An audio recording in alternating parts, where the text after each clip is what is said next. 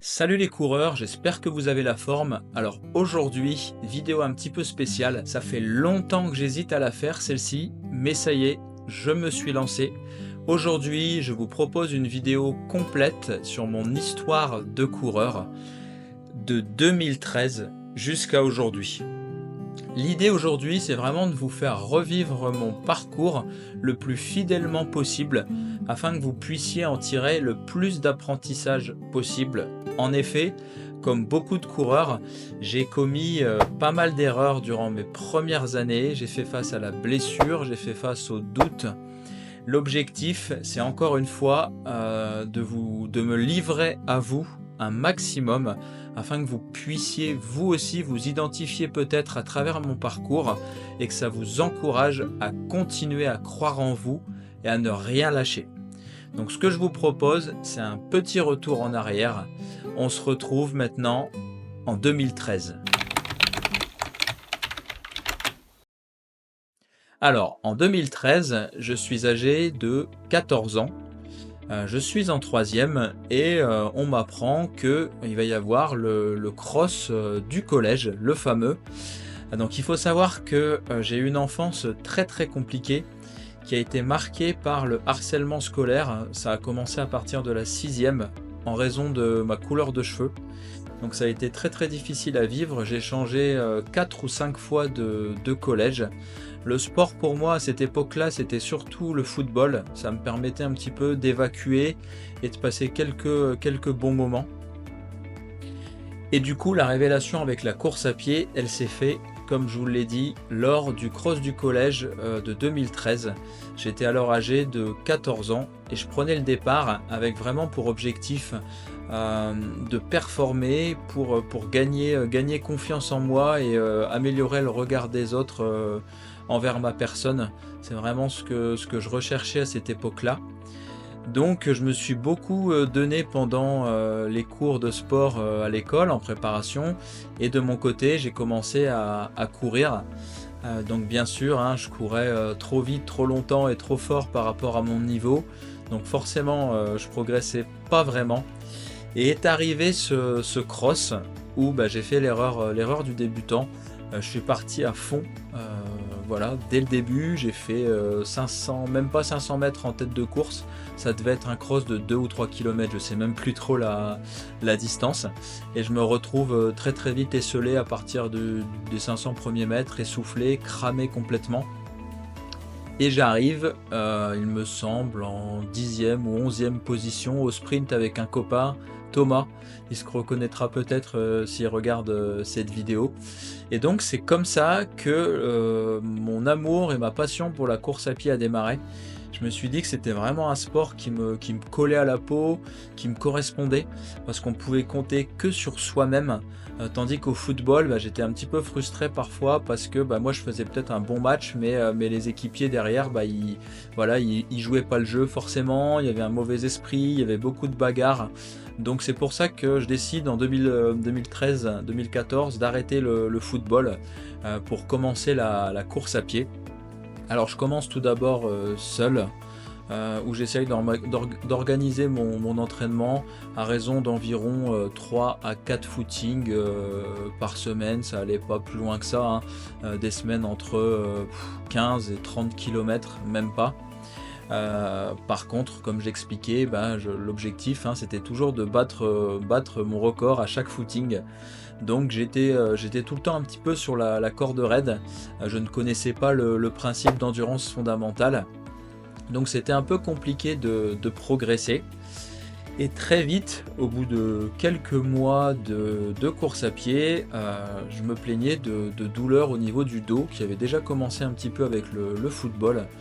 En effet, pour vous resituer un petit peu mon parcours scolaire, j'ai été atteint très jeune de grosses difficultés. Donc dyscalculie, dysorthographie, dyslexique pour ceux qui connaissent. Donc ça n'a pas été simple non plus. Donc on m'a orienté tout d'abord sur des filières professionnelles. Je ne savais pas trop ce que je voulais faire. Je savais que je voulais travailler dans la nature. Donc on m'a mis dans des exploitations agricoles où je me suis vraiment abîmé le dos très très jeune. Et j'ai commencé du coup à ressentir, des douleurs, irradiantes dans le dos, et dans la fesse, qui s'apparenteraient un petit peu à des douleurs, d'origine sciatique. Donc on m'a longtemps dit: «C'est la croissance, vous inquiétez pas, il y a pas grand-chose», quand j'ai fait des examens à cette époque-là, et j'ai continué à avoir des douleurs et des douleurs de plus en plus fortes et très handicapantes qui m'empêchaient vraiment de m'épanouir dans ma passion et de m'entraîner, sérieusement. Bien que j'étais très jeune, c'était déjà mal parti pour moi puisque j'étais déjà très, très limité en fait, pour la course à pied qui était vraiment mon sport passion.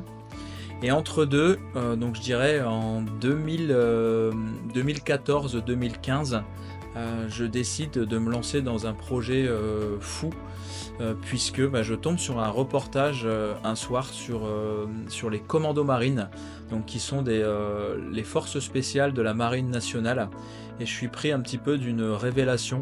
C'était un moyen pour moi, de prouver ce que je valais à travers le dépassement de soi, la camaraderie, la discipline, des valeurs qui me tenaient vraiment à cœur. Et du coup, je me dis: «Bah, Enzo, c'est vraiment ce que tu vas faire, ça va être ton métier plus tard». Et du coup, chaque entraînement avait un sens encore plus profond que la simple performance, puisque, bah, dans la marine nationale, il y avait aussi des tests de course à pied. Donc je décide à partir de 2014 de commencer, ma préparation pour la marine nationale. Mais je me dis qu'avant, bah, il faut que je fasse des études forcément. Donc je continue mes études, donc je fais un CAP agricole comme je vous l'ai dit. Ensuite je fais un bac, qu'on appelle gestion des milieux naturels et de la faune, qui se passe très bien, où cette fois-ci je fais des activités, beaucoup plus intéressantes. Aussi je prouve, par la valeur du travail, je rattrape mon retard et je termine dans les tout premiers de ma classe. Je corrige vraiment toutes mes lacunes. Donc en parallèle, au niveau des études, j'ai toujours mis, du cœur à l'ouvrage autant que j'en ai mis en course à pied. Sauf que, bah, comme je vous le disais, hein, rappelez-vous bien, j'avais toujours ces douleurs dorsales, qui m'empêchaient vraiment de m'entraîner. Donc je ne fais pas de compétition de 2013 à 2016. Je m'entraîne uniquement, je fais, du coup du travail au poids du corps, je cours, je fais du vélo, enfin je m'entraîne vraiment, pour l'effort spécial. Je m'inscris un peu en boxe thaïlandaise. Et toujours ces douleurs, ces douleurs, ces douleurs. Donc du coup, je consulte, je fais radio, IRM, encore une fois, ils me disent qu'il n'y a rien. Je continue à souffrir, à m'arrêter de plus en plus régulièrement, de courir. S'ensuit également une très mauvaise méthodologie d'entraînement. Comme je le disais, hein, je commettais en plus plein d'erreurs à côté. Je faisais pas de mobilité, je faisais pas de renforcement musculaire, je m'échauffais pas peut-être correctement sur un terrain génétique fragile. Donc je ne progresse pas vraiment. Par contre, j'y mets du cœur et au moins je maintiens mon niveau. Donc voilà pour un petit peu l'introduction, pour vous donner le contexte. Et là, ce que je vous propose, bah, c'est de plonger dans mes premières années de course à pied en compétition jusqu'à aujourd'hui, avec vraiment un point de vue détaillé sur ce que j'ai fait, donc l'évolution de mon entraînement et de mes performances. Allez, c'est parti. On commence du coup sur ma première année officielle. Donc là, j'ai mes petites notes et ça nous amène à 2016 où je commence quelques entraînements vraiment structurés en vue de participer à ma première course en 2017. Vous voyez, moi j'ai quand même toujours fait les choses entre guillemets bien, dans le sens où je voulais pas me jeter dans la gueule du loup et participer tout de suite à des compétitions. C'est peut-être une erreur hein, aujourd'hui. Je voulais vraiment, selon moi, atteindre une sorte d'idéal avant de me lancer sur une ligne de départ, ce qui amène que j'aurais couru sans compétition de 2014 jusqu'à 2017, pour vous situer un petit peu. Donc je commence cette année avec un entraînement plus structuré, donc l'année 2016, où j'avais à peu près donc un footing dans la semaine, un footing un petit peu plus long et une séance de fractionné ou de fartlek un petit peu en nature. Je commence à progresser tout doucement, malgré toujours ces douleurs qui m'empêchent de progresser. J'ai également des petits problèmes de périostite. J'ai un syndrome du piriforme aussi, c'est toujours une compression du nerf sciatique au niveau de la fesse, qui m'ennuie un petit peu. Je commence à voir des kinés, je commence à réfléchir un petit peu sur, l'origine des douleurs. Je commence à mettre en place un petit peu d'étirement, un petit peu de mobilité. Ça va, ça vient, j'ai pas encore trouvé la recette, mais bon, je m'entraîne et je progresse.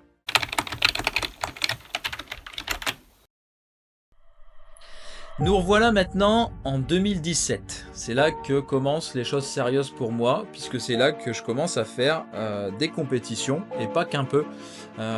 J'ai tout de suite enchaîné beaucoup de compétitions dès l'année 2017 où je me sentais prêt cette fois-ci à compétitionner à un niveau que j'appelais à l'époque correct. Qui est aujourd'hui très très loin de ce que je vaux évidemment.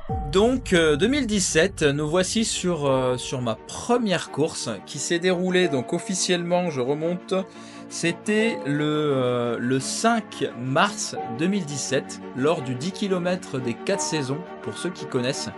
Alors je vous mets ma petite fiche FFA de l'année juste ici, comme ça vous permettra de suivre un petit peu ce que je vous dis et de voir l'évolution des chronos en même temps sur la fiche FFA.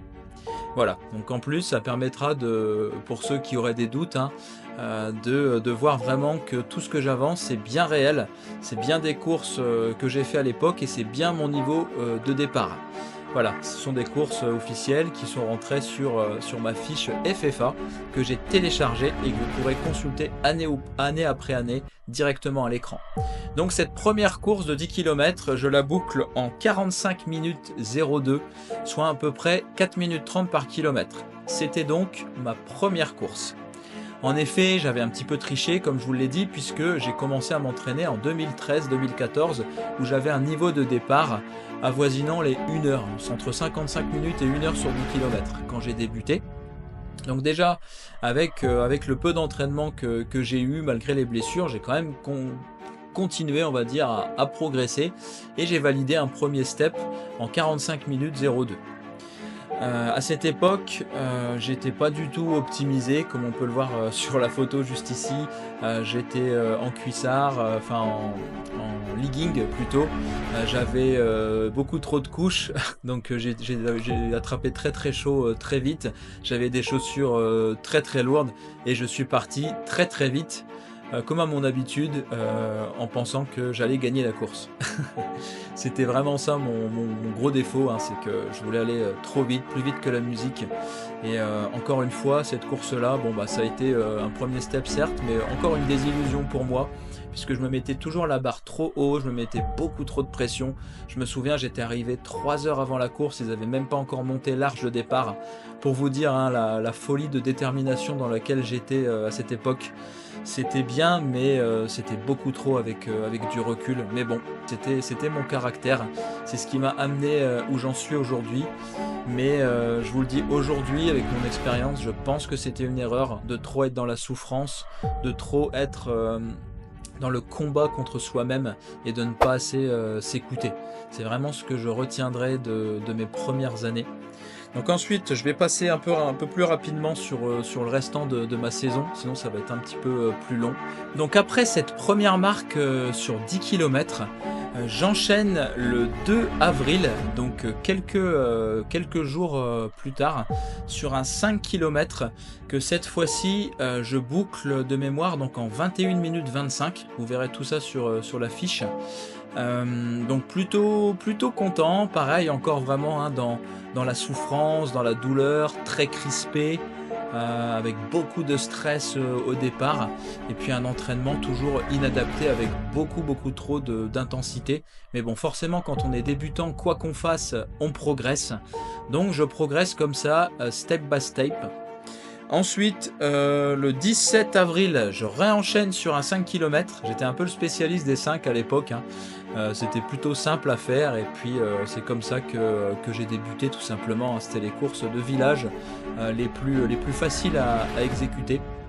Donc le 17 avril, je rebats mon record, je fais 21 minutes. Voilà, je bats mon record d'une vingtaine de secondes, un petit peu anecdotique. J'enchaîne encore le 23 avril sur un 5 km. Cette fois-ci, je me souviens, je mets quasiment une minute à mon record puisque je termine en 20 minutes 08. Donc je commence à progresser, à prendre du plaisir, à pouvoir faire un peu plus de kilomètres. J'ai un petit peu moins de douleur, mais c'est encore vraiment compliqué, hein. J'ai souvent, hein, des passages à vide où je ne peux pas courir parce que je suis bloqué au lit, tellement j'ai mal au dos. D'ailleurs, à cette époque, dès le départ, hein, tous les spécialistes me déconseillent de pratiquer la course à pied. Mais voilà, à cette époque, c'était vraiment ce que j'aimais, j'avais pas envie de les écouter. Et on m'a fait beaucoup trop de mauvaises prédictions dans ma jeunesse. On m'a dit que je serais incapable de lire, on m'a dit que je serais incapable d'écrire, on m'a dit que je serais incapable de courir droit, de faire du vélo. Donc pour vous dire, hein, je partais de très très loin et j'avais vraiment envie de me prouver à moi-même que j'en étais capable, malgré la douleur, malgré les obstacles sur mon chemin. Je n'ai rien lâché. C'est vraiment ça qu'il faut retenir de cette première année de compétition. Ensuite, on se retrouve le 1er mai, où je refais un 10 km à Holt, je m'en souviens, assez compliqué.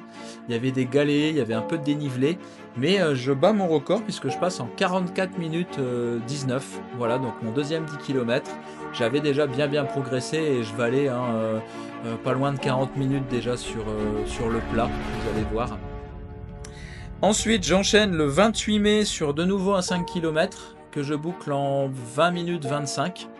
Donc pas trop mal, je reste dans la lignée de ma progression, je bats pas mon record mais pas trop mal.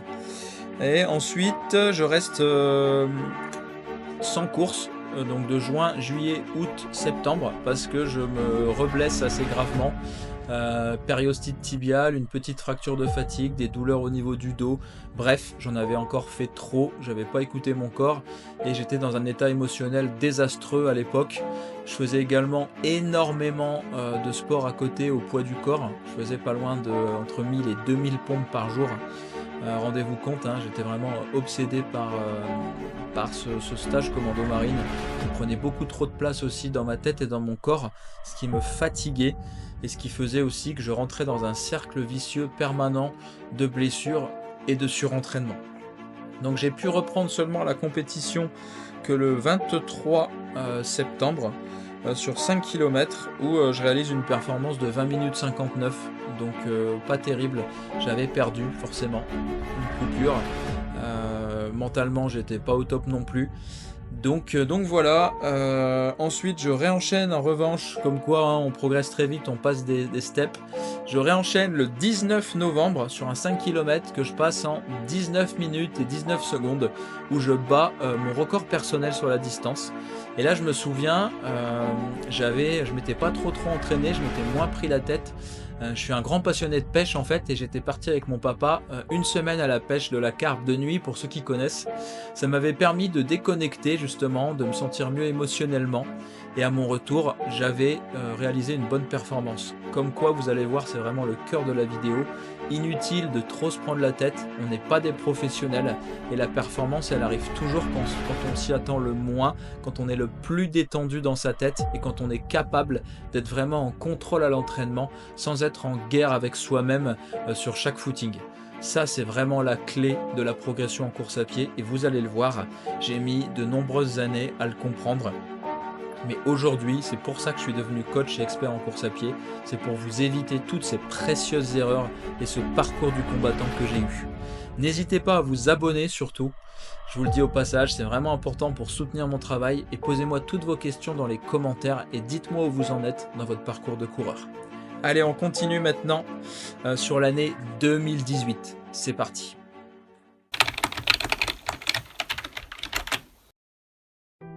Alors 2018 fut une année très marquante pour moi puisque je rencontre mon premier collègue d'entraînement, il se reconnaîtra, Hugo Lebègue, qui a commencé la course à pied un tout petit peu avant moi en compétition il me semble, et on a décidé de se retrouver parce qu'on était dans le même collège mais sans trop se parler, et on a décidé un jour de se retrouver pour pratiquer la course à pied tous les deux. On s'est très, très bien entendu, on s'est vraiment tiré vers le haut. D'ailleurs, je le remercie encore aujourd'hui, Hugo qui est devenu un très, très grand, athlète qui a aujourd'hui, de très, très, très belles performances puisqu'il a couru récemment le 10 km en 32 minutes 10. Il a gagné de nombreux trails. Il a un record sur semi-marathon, il me semble, en 1h12 quelque chose. Donc, ouais, donc c'est vraiment, devenu un très, très bon coureur. Je me souviens à l'époque, on était, très, très proches dans notre niveau.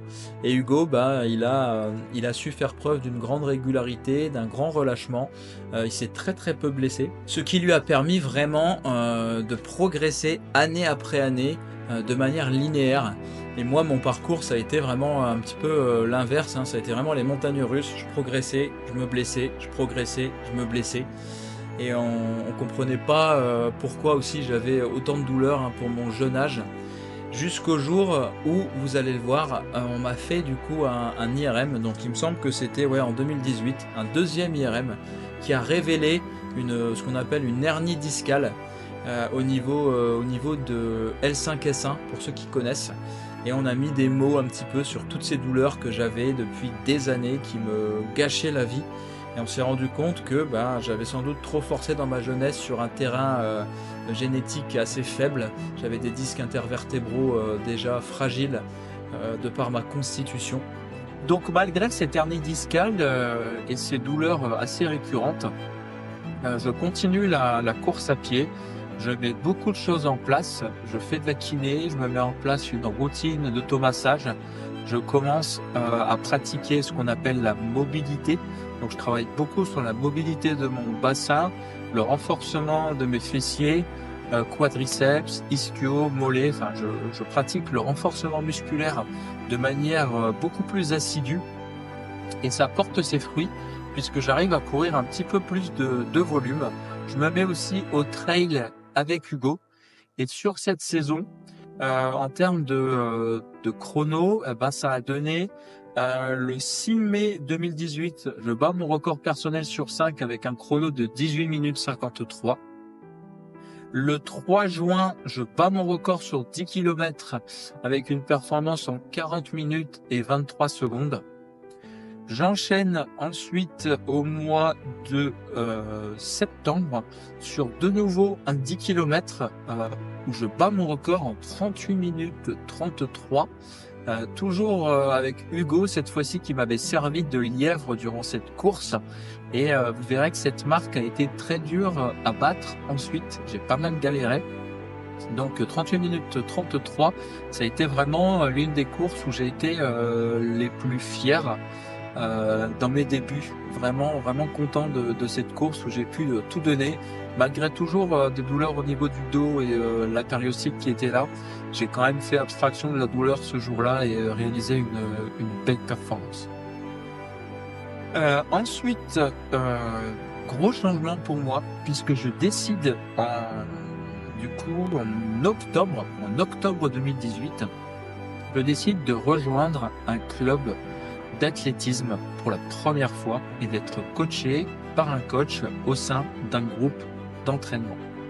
Vous allez voir, cette décision a été à la fois très bonne et à la fois très mauvaise parce que ça aurait été le début encore de surentraînement, de compétitivité malsaine vis-à-vis de moi-même surtout et des autres coureurs. Je me suis mis trop de pression dans ce groupe et vous allez voir qu'ensuite j'ai pas mal stagné, toujours parce que je faisais trop d'intensité, j'écoutais pas assez mon corps et j'avais pas un plan d'entraînement, une méthodologie qui était adaptée à moi. C'est pour ça que j'insiste bien sur ce sujet. Je fais une petite parenthèse aussi pour vous dire que je vous offre un appel bilan gratuit pour les personnes qui souhaiteraient vraiment se mettre à la course à pied, progresser et éviter toutes les erreurs que je viens de vous citer. Eh ben, n'hésitez pas, réservez votre appel bilan et on rentrera en communication ensemble pendant plus de 45 minutes. Ceci étant dit, revenons à nos moutons. Donc, cette fameuse entrée dans le club d'athlétisme, donc j'étais au sein de l'US Camon. Il était dans un petit groupe d'entraînement familial avec de très très bons coureurs où j'ai vécu quand même de très très belles années, mais malheureusement, je n'ai pas réussi, vous allez le voir, à trouver ma place au sein du groupe. et à vraiment trouver une méthodologie d'entraînement qui me convenait. Donc ça a vraiment été un tournant dans ma carrière et ça m'a beaucoup remis en question pour la suite. Donc, je réalise avec mon groupe ma première course le 13 octobre où j'explose mon record suite à un gros cycle de VMA tout en intensité. J'explose quand même mon record, j'avais beaucoup de vitesse à ce moment-là, je passe en 18 minutes 14.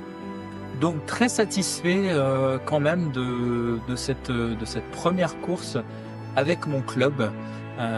En effet, ce jour-là, encore une fois, je suis parti beaucoup trop vite. Mon coach me l'avait dit.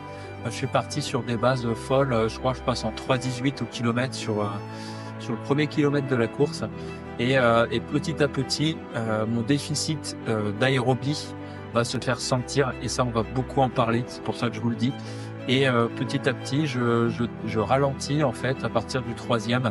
Et je finis le 3, 4, 5 dans le dur. Ce qui m'amène quand même à un chrono honorable de 18 minutes 14. Ensuite, je continue les entraînements. Donc toujours beaucoup de VMA. Et selon moi, avec du recul, ça manquait beaucoup d'entraînement aérobie. Après, je faisais peut-être mes footings aussi trop vite. Et du coup, sur un volume de 60 km, il y avait beaucoup trop d'intensité dans la semaine. Et mon corps était vraiment incapable de supporter tout ça. Donc c'est pour ça que je me suis remis en question, vous allez le voir, mais un petit peu trop tard malheureusement, mais bon, c'est comme ça qu'on apprend. Allez, on continue.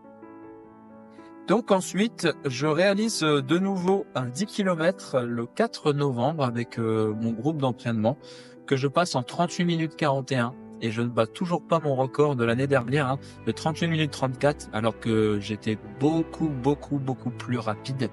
Et pourquoi je l'ai pas battu? Eh ben tout simplement parce que je vous l'ai expliqué, j'ai fait trop de VMA, trop d'intervalles courts et j'avais un énorme déficit au seuil sur des intervalles supérieurs à 5000 mètres. Donc ce qui s'est passé, c'est que j'ai fait les 6 premiers kilomètres sur des bases de 36-40, il me semble. Et j'ai complètement décéléré 7, 8, 9, 10 par manque tout simplement de volume, par manque de travail à allure spécifique, par manque de spécificité au niveau de mon programme d'entraînement. Mais bon, avant, j'avais pas ces connaissances-là à l'époque. Donc pour moi, je comprenais pas et je continuais à m'obstiner bêtement à faire de la VMA, des 200, des 300, des 400 à bloc. Et j'oubliais la dominante d'endurance fondamentale, le travail d'allure spécifique, le travail au seuil. Tout ça, ça faisait pas assez partie de mon entraînement à l'époque avec le groupe.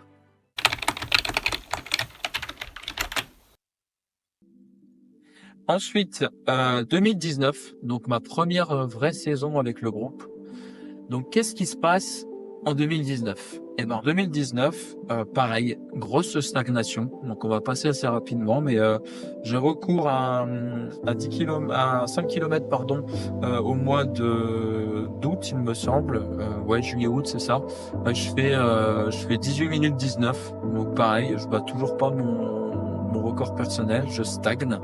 Ensuite, je recours à 10 km en septembre, toujours en 38 minutes 47, exactement le même schéma de course, je me remets pas en question, je bâche à partir du 6e kilomètre, tout pareil. Ensuite, le 12 octobre, 18 minutes 47, et je me blesse. Donc vraiment encore une fois une contre-performance. Et on peut voir, ce qui est très curieux, c'est qu'à chaque fois que je me blesse pendant 15 jours, 3 semaines, je rebats mon record derrière, tout simplement parce que j'étais épuisé. Et dès que je prenais un peu de récupération, j'étais un peu plus frais et je battais mon record presque sans m'entraîner. Donc ça n'avait aucun sens à l'époque, je me rendais vraiment pas compte de ça, j'étais tout le temps sur entraînement, tout le temps en trop d'intensité. Donc là on revoit en fait le 17 novembre, je refais une course après ma blessure et je passe en 18 minutes 11. Donc je rebats mon record et pareil, j'avais été à la pêche une semaine avant. Vous voyez, je me rends compte après coup, c'était beaucoup, j'avais besoin de repos mental. Et quand je m'entraînais à la pêche tout seul, je faisais beaucoup plus de volume en contrôle que par rapport avec le groupe d'entraînement. Ce qui explique que j'arrivais à battre mes records avec des 15 jours, 3 semaines, sans trop m'entraîner, en m'entraînant de mon côté. Au final, je progressais plus. Ensuite, au mois de décembre, je fais des crosses avec mon groupe. J'ai plutôt bien aimé ce petit passage cross. Pareil, malheureusement, l'entraînement n'était pas assez spécifique à la pratique du cross. Pour moi, en fait, je faisais encore une fois, trop d'intensité de mon côté aussi, et je ne respectais jamais mes allures, ce qui fait que ça m'a un peu encore une fois empêché de progresser. Mais cette saison cross m'a quand même permis d'avoir des qualités musculaires, des qualités de pied, une proprioception essentielle pour la suite. Et du coup, je rebattrai mon record le 8 décembre sur 5 km cette fois-ci en 18 minutes 07. Donc sans doute grâce à ce petit relâchement et cette petite diversification de la période cross où j'ai réussi à faire un petit peu plus de volume sans me blesser.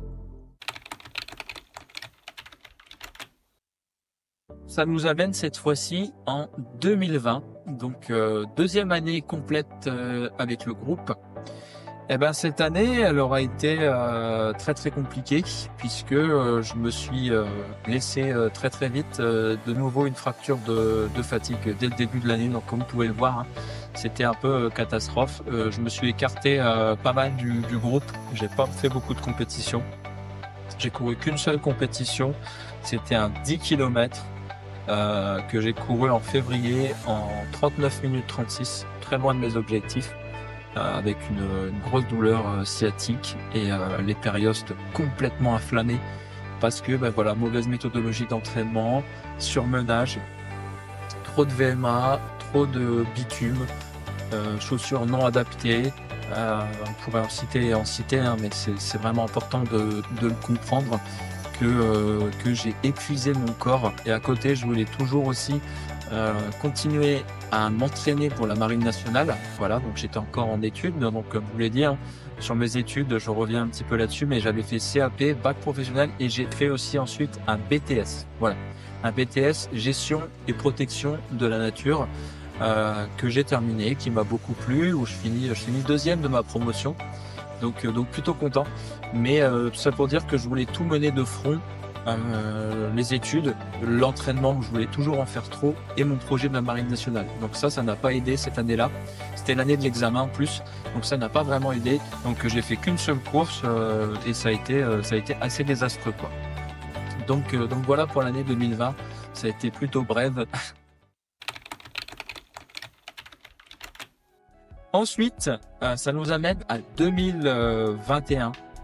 J'appelle ça l'année de la révélation, puisque c'est un peu là que tout a changé pour moi et que je me suis enfin remis en question sur ma méthodologie, et j'ai surtout eu envie de comprendre. Donc j'ai lu de plus en plus de bouquins sur l'entraînement, j'ai écouté plein de podcasts, je me suis formé un maximum. Et j'ai découvert effectivement que mon entraînement n'était pas adapté à mes qualités de coureur, n'était pas adapté à mes points faibles, et surtout que je pouvais aussi faire du renforcement musculaire, de la mobilité de manière plus précise pour combler mes lacunes et courir malgré ma pathologie. Malgré tout ce que les spécialistes m'ont dit, j'ai découvert qu'en fait, la course à pied, contrairement à ce qu'on peut penser, va renforcer vos disques intervertébraux si elle est bien pratiquée, va renforcer vos cartilages au niveau des genoux, va renforcer votre système musculo-squelettique de manière globale, à condition que ce soit bien pratiqué. Donc on peut le voir, si elle est mal pratiquée, vous l'avez vu sur mes premières années, c'est une catastrophe. Je faisais 3-4 mois, je me blessais. Par contre, quand on vient vraiment instaurer une progressivité, un relâchement, et qu'on vient passer ces séances en contrôle, on se rend compte que la course à pied devient un tremplin et nous permet même de nous débarrasser de pathologies telles que la hernie discale. Donc pourquoi je vous dis ça ? Tout simplement parce que l'année 2021 a été marquée tout d'abord par une première course où je bats mon record personnel. C'était un 5 km, c'était le 04-07, ouais c'est ça, que je fais en 18 minutes 01. Et tout de suite derrière, je me blesse au niveau du genou, assez sérieusement. J'avais déjà eu des blessures de genou, je ne l'ai pas dit parce que j'ai tellement eu de blessures. J'ai eu syndrome de l'essuie-glace, syndrome fémoro-patellaire, périostite, hernie discale, entorse, j'ai eu plein de blessures. Donc je me blesse juste après, et cette blessure, ça a été la meilleure blessure de ma vie, tout simplement parce qu'elle me pousse à prendre une décision assez drastique. Je décide au travers de recherches sur le web, d'intégrer un centre de réathlétisation. Donc je postule pour le CERS Cap-Breton. Donc il y a un centre de réathlétisation pour sportifs de haut niveau.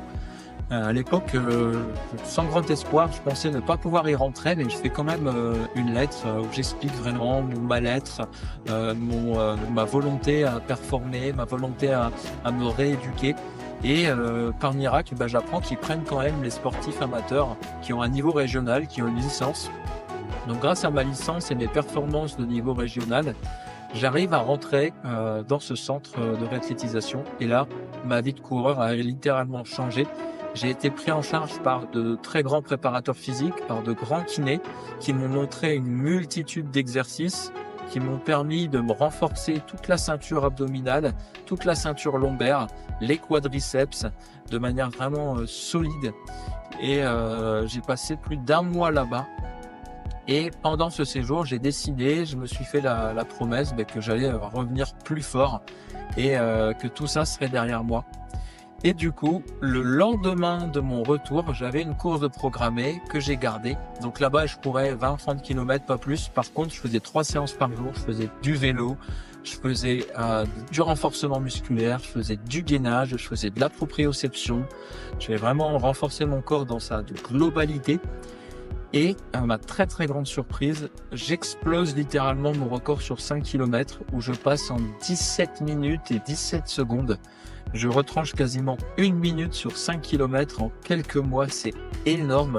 Donc là, j'ai tout de suite compris que ma méthodologie d'entraînement n'était pas la bonne et qu'il fallait maintenant que je me réoriente vers quelque chose de plus personnalisé, qui prenne en compte mes pathologies. Donc je me suis mis à courir aussi avec des chaussures beaucoup plus minimalistes pour renforcer mon pied, optimiser ma foulée. J'ai continué à refaire tous les exercices que m'avaient prescrit les praticiens au CERS. Ça m'a beaucoup aidé. J'ai encore eu des blessures, certes, j'avais encore des restes, c'est pas parti comme ça, mais ça a été le chemin de la reconstruction. Ensuite, après 2021, donc j'aurais fait que ces 2 courses-là. Cette fois-ci, je passe mon diplôme que je réussis, comme je l'ai dit, et là, je postule je candidate pour la Marine nationale. Bon, j'avais déjà candidaté un petit peu avant, mais on me répond pour la Marine, et il s'avère que je suis retenu pour partir à l'école des sous-officiers, l'école de Mestrance, donc qui recrute les sous-officiers de la Marine nationale. Donc vraiment content puisque je venais de réaliser l'un de mes rêves. Et donc il me convoque à Lorient pour passer des tests, les tout derniers tests avant de rentrer dans cette école pour la spécialité de fusilier marin.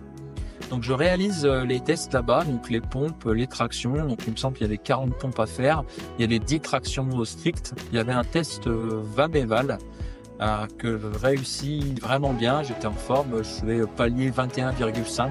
Ce qui correspond, il me semble, à confirmer à une VMA à peu près de 18,5 km/h. J'arrive premier de ma batterie de tests, donc de mon groupe en course à pied. Ensuite, il y avait un test natation assez simple. Il fallait juste aller chercher des anneaux sous l'eau et puis montrer un petit peu notre aisance aquatique. Donc, je réussis ça plutôt parfaitement. Et du coup, je suis pris pour l'école de Mestrance et j'intègre du coup la promotion de mars 2022, il me semble. Et donc j'arrive à l'école de Mestrance, malheureusement toujours avec une douleur au genou qui s'est accentuée pendant l'école. J'ai voulu encore une fois trop en faire, trop pousser les curseurs avant mon départ et je suis arrivé sur place encore une fois avec une blessure, un syndrome de l'essuie-glace qui m'a handicapé durant mes premiers mois à l'école de Mestrance. Donc c'était vraiment dur mentalement parce que j'étais là-bas pour prouver mes qualités de coureur.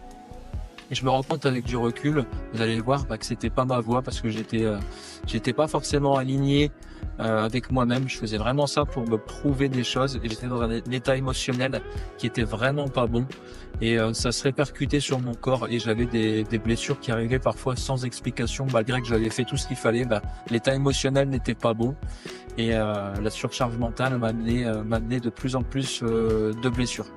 Donc les 3 premiers mois de mes trans sont un peu compliqués. Ensuite, je finis par venir à bout de cette blessure. Je montre un petit peu de quoi je suis capable à l'école. Les cours se passent bien, je continue à progresser petit à petit.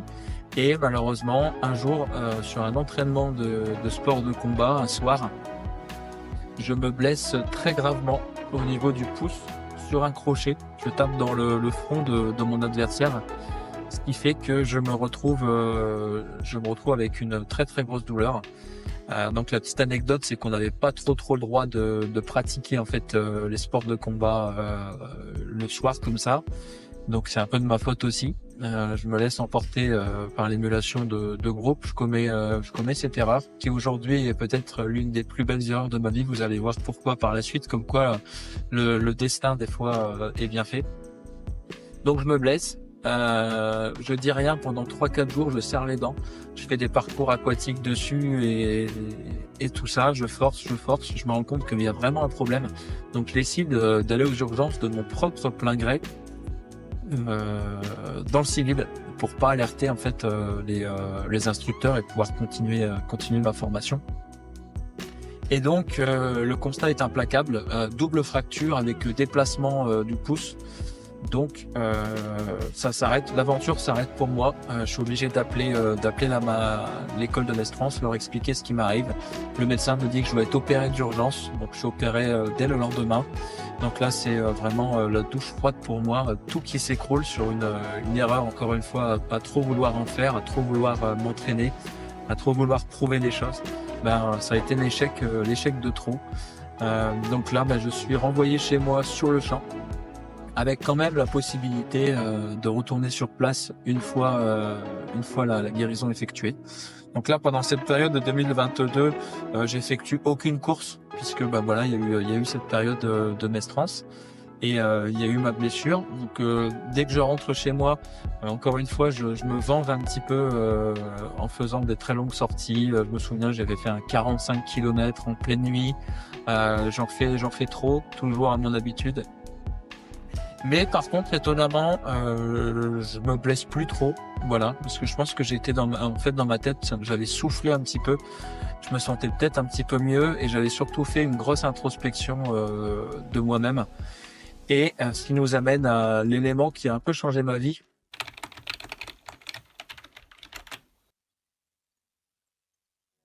C'est-à-dire la rencontre avec ma compagne actuelle. Donc un soir, j'étais dans mon lit et je me posais vraiment beaucoup de questions sur ma vie, sur mes motivations, sur ce qui me motivait à intégrer la marine. Et je me suis rendu compte, quand j'ai replongé très loin dans mon enfance, que je voulais faire ça juste pour prouver aux autres de quoi j'étais capable, mais que j'étais pas fait pour le combat, j'étais pas fait pour les servir des intérêts qui ne me correspondent pas aux 4 coins du monde. J'étais quelqu'un de très sensible, avec des principes, une grosse envie de justice. Je pense que j'aurais été déçu par tout l'aspect politique qu'on nous demande et le fait qu'on soit qu'un numéro, qu'on soit qu'une personne parmi tant d'autres qui va servir des intérêts qui sont pas toujours les bons, qui sont avant tout financiers plutôt que humains. Donc, je me suis beaucoup renseigné là-dessus, sur la géopolitique, sur ce que je voulais vraiment faire. Et je me suis dit, en fait, tu voulais juste faire du sport, te dépasser, avoir la camaraderie et prouver que tu étais capable de faire de grandes choses physiquement. C'était tout ce qui m'intéressait. Donc, je me suis dit que la marine, au final, c'était peut-être pas fait pour moi. Voilà, je commençais en tout cas à me poser la question, mais j'avais toujours envie d'y retourner parce que je voulais pas rester sur un échec. Et pendant cette longue introspection dans ma chambre, je sais pas pourquoi, je saurais pas encore vous dire aujourd'hui, je me retrouve avec une vision en me disant t'as besoin de rencontrer quelqu'un dans ta vie pour t'équilibrer. Habille-toi, sors dans la rue, c'est maintenant, c'est aujourd'hui. Donc c'est la première fois de ma vie que je ressentais un tel guidage, un peu comme une attraction qui me disait Enzo, faut que tu sortes maintenant. faut que tu prennes ta vie en main, sors dans la rue, marche, il va se passer quelque chose. Donc là, je m'habille, je sors dans les rues d'Amiens, pour ceux qui connaissent. Je marche comme ça, j'aperçois plusieurs filles dans la rue, mais j'ai pas le feeling, comme on dit. Je continue à marcher, et là, juste avant de faire demi-tour, je croise du coup une jeune fille qui est ma compagne aujourd'hui, et je me dis, je sais pas pourquoi, je ressens le besoin d'aller la voir. J'avais jamais fait ça auparavant, donc je passe d'abord devant elle. Je me dis bon, est-ce que j'y vais, est-ce que j'y vais pas? Beaucoup de stress à ce moment-là, beaucoup de pression, et je vois un petit peu toute ma vie défiler, et je me dis maintenant, faut que tu fasses preuve encore de courage, comme tu l'as toujours fait, et que tu prennes ta vie en main, et vas-y, va la voir. Et du coup, je fais demi-tour, et je vais la voir. Et du coup, je sais plus ce que je lui dis, mais excuse-moi de te déranger, mais voilà, je voulais venir te parler, je sentais que j'en avais le besoin, voilà, donc on discute, elle prend ça plutôt bien, parce qu'elle voit que je suis un peu stressé, que j'ai pas l'habitude de faire ce genre de choses. Et au final, tout ça pour vous dire qu'au final, je me mets en couple avec ma compagne actuelle, Morgane, qui a d'ailleurs couru son premier marathon, vous avez vu la vidéo. Et là, le fait que je sois en couple, ça va me faire un électrochoc dans l'entraînement, c'est pour ça que je vous en parle. Toute la charge mentale, elle retombe, toute la colère, toute la frustration que j'avais, en grande partie redescend. Et là, grâce à elle, je me dis, bon maintenant Enzo, tu as eu un parcours assez impressionnant, il faudrait peut-être que tu penses à dédier toute ton expérience pour les autres, en restant dans le milieu de la course à pied. Et c'est là que j'ai une révélation, donc en 2022, de me dire pourquoi pas devenir coach en course à pied, et justement de permettre à toutes les personnes d'éviter les erreurs que moi j'ai pu commettre par le passé. Et donc c'est là que je me documente de plus en plus, je me forme au sein de la clinique du coureur. Ensuite je passe un BPGEPS, ce qui me permet d'avoir une carte professionnelle en parallèle de mon emploi. Je me forme, donc je retrouve un emploi, je ne vous l'ai pas dit, mais je retrouve un emploi en Savoie, donc je déménage en Savoie en 2022. Morgane me suit et je commence mon double projet.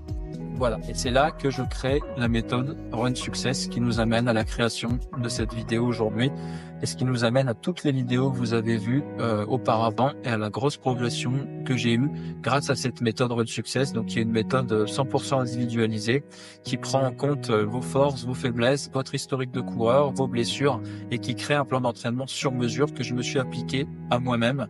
Et vous allez en voir les résultats du coup à partir de la saison 2023. Allez, on va maintenant s'intéresser à mon année 2023, donc une de mes plus belles années en course à pied. Pour moi, ça a été un petit peu le déclic. Donc c'est là que j'ai décidé, comme je le disais un petit peu précédemment, de construire la méthode Run Success. Donc c'est là que j'ai lancé vraiment ma méthode de coaching, que j'ai commencé à accompagner des athlètes, et que j'ai commencé surtout à ressentir les effets de la méthode sur moi-même de manière assez impressionnante. Donc j'ai fait 3 courses en 2023. Donc une course le 26 mars qui était un 10 km que je passe en 37 minutes 06. Donc je réexplose mon record enfin, souvenez-vous, qui était encore de 38 minutes 34.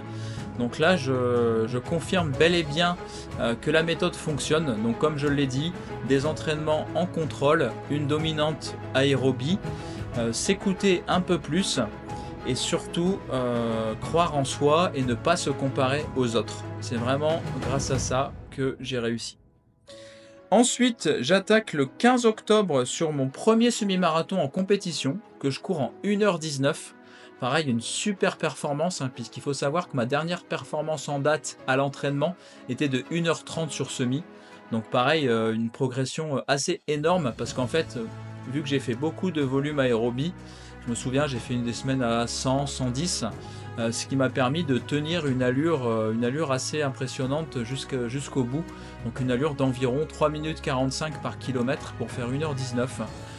Ce que j'étais vraiment incapable de faire à l'époque, souvenez-vous, j'étais dans mon groupe d'entraînement. Donc je passais des 400 et des 200 très rapide à 21-22 km/h. Par contre, dès que les intervalles s'allongeaient, eh ben, le manque de volume et le surplus d'intensité se faisait ressentir et je n'arrivais pas à tenir la distance. Donc là, je confirme encore une fois sur cette super performance sur le semi-marathon de Chambéry. Je vous mettrai quelques petites images à l'écran. Ensuite, ma dernière performance de cette année, donc le 19 novembre, j'effectue le 10 km de Vénissieux en 35 minutes et 35 secondes, mon record en date. Donc là, c'est vraiment encore une fois la conclusion de cette super saison où je suis quand même passé, c'est la plus grosse progression à vie, puisque je suis quand même passé du 26 mars à 37 minutes 06 sur 10 km, au 19 novembre à 35 minutes 35, c'est tout simplement énorme. Il m'aura fallu 3 ou 4 ans pour progresser sur 10 km de manière aussi importante, et là je le fais en quelques mois, donc c'est tout simplement énorme. Donc j'efface mon 38 minutes 34 2 fois et je le réduis à un chrono autour des 35 minutes. Donc c'est vraiment énorme. Comme quoi j'étais capable de le faire, il fallait juste que je change de méthode d'entraînement et que je crois en moi. Donc vraiment, je vous passe le message, croyez en vous, accompagnez-vous d'un coach compétent qui organise bien vos séances, qui connaît votre profil, qui connaît vos antécédents par rapport aux blessures. Souvenez-vous, c'est vraiment ça moi qui m'a gêné durant mes premières années. Les blessures au niveau du dos, les genoux, les tibias, mais tout était dans la méthode d'entraînement. Donc quoi qu'il arrive, n'écoutez pas ce qu'on vous dit, puisque tout est possible. Entourez-vous des bonnes personnes qui croient en vous et vous irez loin. Du coup, là, ce que je vous propose, c'est de faire la transition sur mon année 2024. Vous allez le voir qui reste la plus belle année en course à pied. Alors, en 2024, j'ai commencé par un 5 km le 11 février, donc le 5 km de Monaco. Ça faisait très longtemps que je rêvais d'y aller. Et donc là, en fait, j'ai surfé sur mon gros volume aérobie que j'avais fait. J'ai juste rajouté quelques semaines de spécifique 5 km et j'effectue un chrono de 17 minutes 02. Donc une très très belle course tout de même, bien que je pense qu'aujourd'hui je peux encore faire mieux sur 5 km, mais je rebats mon record, souvenez-vous, qui était de 17 minutes 17, donc moins impressionnant, puisque je pense que mon record sur 5 km était déjà assez optimisé à l'époque. C'est plus sur les longues distances que je me suis amélioré, évidemment, puisque j'ai mis plus de volume à mon entraînement de manière plus modérée. Donc forcément, je suis aujourd'hui très compétitif sur semi et sur marathon, mais j'ai pas beaucoup, voire même très peu, voire même pas du tout, je pense, amélioré ma VMA. Ça, c'est quelque chose que je voulais vous parler aussi. J'ai réussi à exploser tous mes records sans augmenter ma VMA du tout. Je dois être resté entre 18,5 et 19 km/h de VMA et ça ne m'a pas empêché de courir le 10 km en 35 minutes. Alors qu'avant, avec la même VMA plus ou moins, je plafonnais à 38-30. Donc attention, il n'y a pas que la VMA qui compte, il y a aussi l'économie de course et l'optimisation des différents seuils aérobie. Très important. Donc après ce 5 km, je refais un semi-marathon que je recours à peu près dans les mêmes chronos. Voilà, j'avais pas beaucoup plus progressé, c'est normal. Donc le 17 mars, je fais 1h18,59. Je bats quand même mon record. Et il faut savoir que j'arrive sur cette course volontairement très fatigué, sans affûtage, puisque l'objectif c'était vraiment de m'entraîner pour le marathon en fait. Donc c'était pas un objectif en soi ce semi. Donc j'arrive avec une semaine à 110 km dans les jambes, très fatigué. Et ce qui m'empêche pas d'exploser, de battre mon record de quelques secondes, mais de quand même le battre sous fatigue. Donc c'était quand même encore une fois positif et la progression était bien là. Ensuite j'enchaîne cette fois-ci sur une course plaisir, en fait c'est un 10 km, c'est le 10 km d'Annecy, le 14 avril, que j'effectue cette fois-ci en 36 minutes 18, donc j'étais un petit peu fatigué de ma saison route, et puis il n'y avait pas d'objectif pour moi, c'était juste me faire plaisir, c'était un 10 km que j'avais raté l'année dernière, donc là je me suis dit il faut que je sois présent dans les rues d'Annecy, j'ai pris des super photos, j'ai vécu un bon moment, mais forcément j'étais pas préparé pour spécifiquement, donc quand même 36 minutes 18, qui reste ma deuxième meilleure performance à vie sur 10 km, donc quand même très chouette et content de cette performance. Ensuite, après ça, eh ben, j'effectue mon premier marathon, le premier marathon de ma vie. J'ai fait une vidéo là-dessus, je vous la mettrai à l'écran, que j'ai gagné. Et oui, c'était le 12 mai, c'était le marathon des Alpes, donc c'était une course un petit peu hybride, alternant route et sentier. On avait à peu près 500 mètres de dénivelé positif sur la course, et je remporte cette course du coup en 3h04. Donc comme vous le voyez, hein, comme je vous expliquais, j'étais très optimisé sur la longue distance. Je manquais un petit peu de vitesse, mais c'était vraiment volontaire, hein, puisque moi, mon cœur, il est vraiment sur la longue distance, le marathon et plus. Et c'est vraiment ce que je voulais travailler, donc j'ai parfaitement réussi. Et il faut savoir que j'arrivais sur cette course aussi sans affûtage, puisque c'était une course de préparation pour la saison trail que j'ai fait juste après, vous allez le voir. Donc encore une fois, des fois, quand on s'y attend pas, et qu'on fait pas forcément d'affûtage, qu'on se met pas de pression, bah ça paye. J'avais même eu l'insolence de faire 3 jours avant un 15 x 1000 allure marathon, ce que je ne conseille absolument pas, hein. Le but c'était d'arriver vraiment sur des jambes fatiguées, et comme quoi bah, j'ai quand même réussi à repousser la fatigue et à remporter ce marathon. Donc je crois beaucoup au volume, je crois beaucoup à l'entraînement en contrôle. Les 1000 mètres, je les avais courus sur une allure très facile, hein, entre 3,50 et 4 minutes au kilo, ce qui m'a permis d'en faire 15 et de générer de la fatigue certes, mais de ne pas arriver non plus à bout le jour J. Si j'avais fait les 1000 mètres trop vite, forcément, ce ne serait pas passé. Donc le volume, c'est bien, mais en contrôle. Ensuite, j'ai voulu expérimenter un petit peu ma première saison trail, puisque j'habite en Savoie, j'avais envie un petit peu de diversifier mon entraînement, surtout d'être solide musculairement en vue de mon objectif principal, qui était le marathon d'Amiens, qui a eu lieu dernièrement le 12 octobre. Donc je m'étais fixé 2 trails principales. Donc un premier que j'ai effectué lors de la Maxi Race, le 2 juin, sur le format marathon. Donc là, ça a été vraiment une course chaotique pour le coup, avec des torrents de boue. La course s'est transformée en toboggan géant. Donc elle a été raccourcie d'ailleurs, on n'a fait que 30 km sur les 42 requis. J'en garde tout de même une bonne expérience. J'ai travaillé très fort musculairement, c'est ce que je voulais. Donc je sais plus combien je termine, hein, c'est un petit peu anecdotique, c'était une course de préparation et puis je suis pas un trailer donc j'ai de très mauvais appuis quand ça glisse. Mais c'était une expérience chouette. Et vous allez le voir, mon objectif sur trail c'était justement le trail de l'étendard. Donc que j'ai couru le 28 juillet. Donc c'était un 61 km avec 3600 mètres de dénivelé positif. Donc là c'était vraiment un gros challenge que j'ai bien préparé, hein. J'ai fait de nombreuses sorties en montagne. L'objectif encore une fois c'était d'augmenter vraiment mon endurance, d'avoir une grosse caisse très solide, des quadriceps vraiment solides en vue du marathon d'Amiens. Donc la course est plus ou moins bien passée, mais je la boucle en 9h48 sous une chaleur écrasante, plus de 40 degrés et 3600 mètres de dénivelé positif. Ça reste en date l'une des courses les plus dures de ma vie, mais aussi l'une des plus belles, parce que je me suis vraiment dépassé. J'ai vécu des émotions incroyables sur cette course. D'ailleurs, je vous recommande tous de faire un jour dans votre vie un trail long, parce que vraiment c'est très différent de la route. C'est tout aussi difficile, mais ça nous procure vraiment des sensations inexplicables, puisqu'on est vraiment en pleine nature, et c'est ce que je recherchais.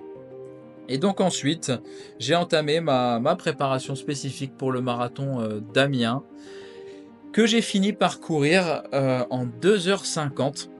Comme vous le savez sûrement, pour les gens qui me suivent, j'ai fait une vidéo sur le sujet.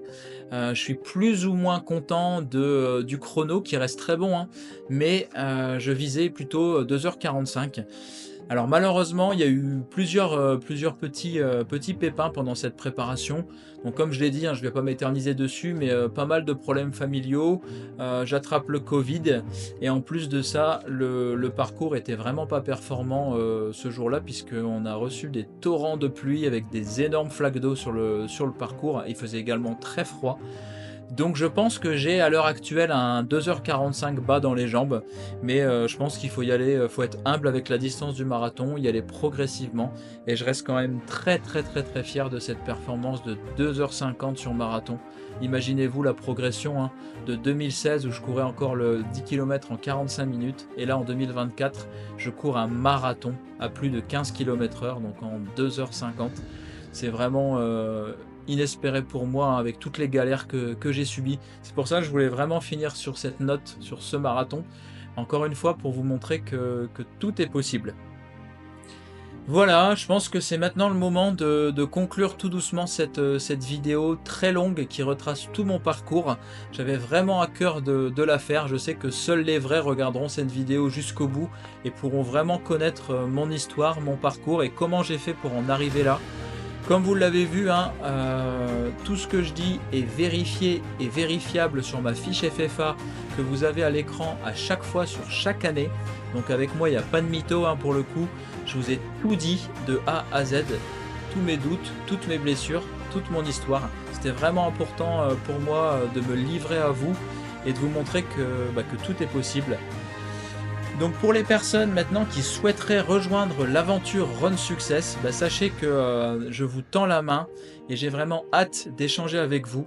Donc le bilan gratuit tient toujours, vous le retrouverez en description de cette vidéo. Vous retrouverez également de nombreuses ressources comme la masterclass gratuite spéciale marathon, mon e-book du coureur, mon groupe Facebook, mon compte Instagram, enfin n'hésitez pas à aller voir dans les ressources. Vous trouverez également des petites promotions et des liens vers le site Prozis qui est mon partenaire nutrition. Donc n'hésitez pas, faites-vous plaisir. Pour ma part, je vais juste vous demander de me soutenir dans les commentaires, c'est super important. Laissez-moi des commentaires, laissez-moi de la force, abonnez-vous et je vous dis à très très vite pour une nouvelle vidéo sur un success. À bientôt!